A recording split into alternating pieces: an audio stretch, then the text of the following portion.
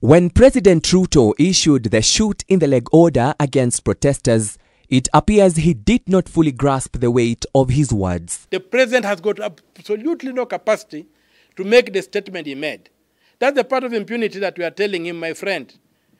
There's something called constitutionalism in this country, and constitutionalism means that your powers are limited. As a result, lawyer and Busia Senator Okiya Omtatah has stated that efforts to sue President Ruto both in Kenya and at the International Criminal Court ICC are already underway. And he should be very careful that even as a sitting president, he can be dragged into the courts under the Torture Act, under the Anti-Terrorism Act, because he's becoming a terrorist. If he can be criminally prosecuted for those utterances he made, plus that the MP and all that as well have made these utterances. Adding weight to the matter, former Deputy President Rigathi Gachagua says he has initiated the process of gathering evidence on human rights violation against Ruto ahead of filing charges at the ICC. We have put up a team that is documenting all the atrocities, all the killings, all the displacements, all the disappearances,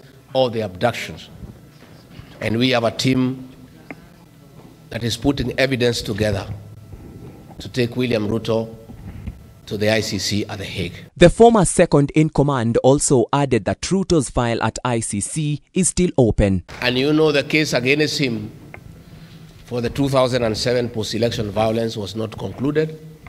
It was put on hold when witnesses disappeared. Despite President Ruto defending himself by saying the directive was meant to protect public property and police officers' lives, Omtatah argues that there are lawful and constitutional means of dealing with protesters. Among the issues that are banned in this country is torture and cruel treatment.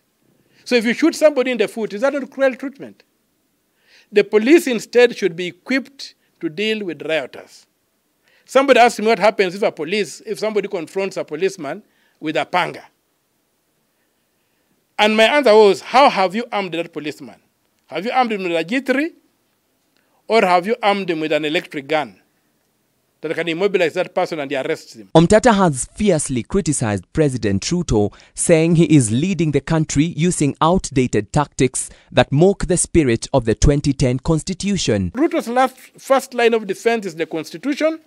His last line of defense is the Constitution. With the death toll from the Sabasaba protest now rising to 38 as a result of excessive use of force and abuse of power by police officers, the opposition says this is a clear evidence that President Ruto has failed to protect Kenyans, as he vowed on September 13th, 2022. There's no guarantee that President William Ruto must be in office until 2027.